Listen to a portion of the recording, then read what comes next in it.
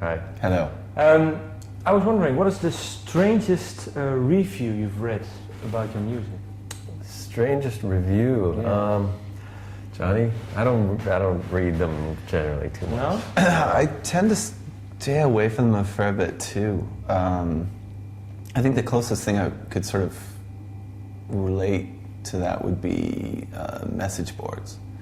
Okay. And the message board on the Arts and Crafts website, it can be interesting sometimes. It can be a bit of a weird battleground, and I guess inevitably someone's gonna pop on there, and I think the phenomenon of the message board is that it really allows people who want to get their digs in but don't want to be sort of seen, want to have anonymity about it, can do it without.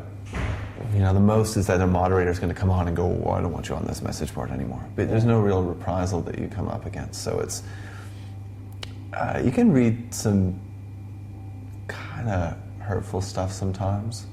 But I found whenever looking at it, social scene press or stuff on message boards, things written online, whatever it might be, for the most part, it's pretty positive, and it feels like people get it. They even sometimes have a better understanding of what it is that's going on than we do. How come? What do you mean? Because you are really into it, you are it, and then... Well, you just do it and you don't really think about it so much. It's such a chaotic mass of people. Yeah, I guess when you're a musician, you're really thinking about just the music and making the music, and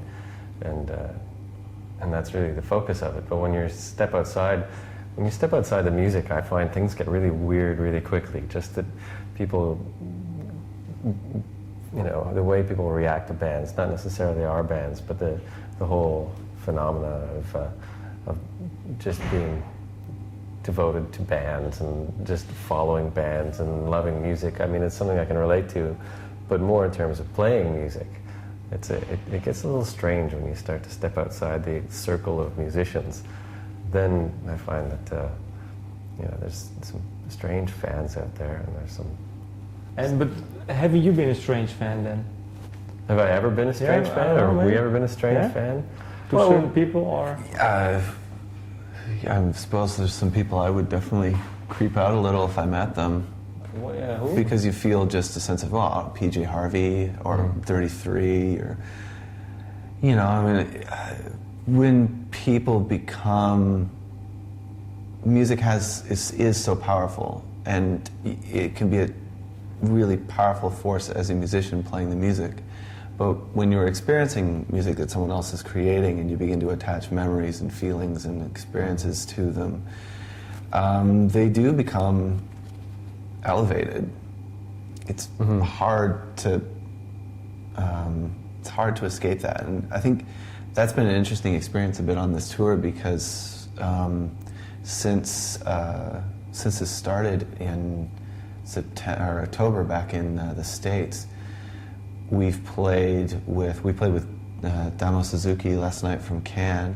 We played with Isaac Brack from Modest Mouse, Jay Mascis from Dinosaur Jr.'s played with us, and these are all people who, to different degrees, or different people in the band, but they've been really important people in our lives growing up as musicians, and you want to not be a freak. Yeah, that's true. There's a sense of being starstruck a little bit. Yeah.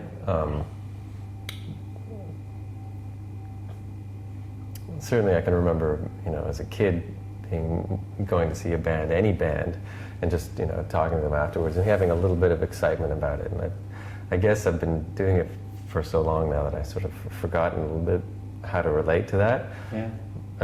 That's why I say it gets a little weird when you step outside the band, because when you're talking about music again, it's all it's just the way we live, making music together. But I guess maybe I'm getting old or something, but I'm losing that sense of being starstruck. I don't know. But I think it's good. Because being starstruck means that you can be really at the same level, try to be, do you know what I mean? Yeah. Oh, definitely. And that was when we played with Jay Mascis in Northampton in Massachusetts, we were, he came on Almost Crimes and basically soloed the whole song, and it was I had It was this great. massive grin on my face. Yeah. He played my guitar, and I wasn't even playing on the song at that point. I was just watching him I had this huge grin on my face. It was just giddy, like I was so Yeah, excited. everybody in the band was just smiling. You ear to know, ear.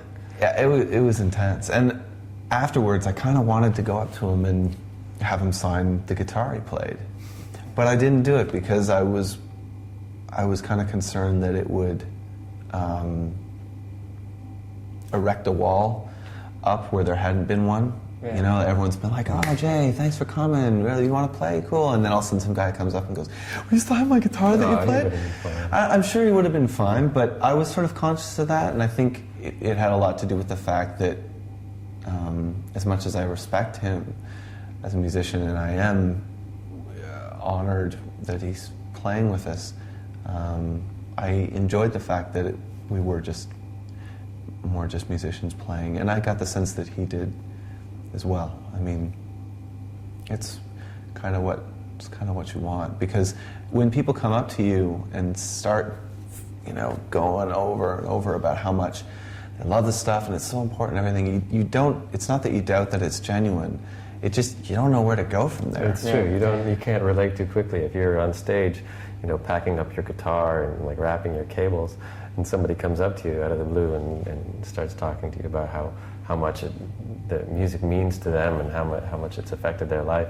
It's a little bit hard to sort of to react to that. I mean, It's almost too- you can be grateful. You can say, well, I mean, thank you for saying it, and of course you want to be respectful to the whole situation, but it does sort of alienate a little bit, you know, because I'm just a normal person. I really feel like a very normal person. I mean, we're not a super famous band, but I mean, to have that kind of interaction kind of fucks with your ego a little bit. Like, you know, you start maybe believing that you're special, but even though you know you're just a normal person, and it's just you really have to sort of keep your ego in check a lot when you're getting compliments and interviews. And do you do it with each other then, to keep in check with everyone's ego? Like, do we reprimand one another? I think a sense of humor is sort of the main thing. Okay. Yeah. I think like we really are comedians most of the time when we're on the bus not and playing. that kind of thing. Yeah, when Yeah. we're not playing. Yeah.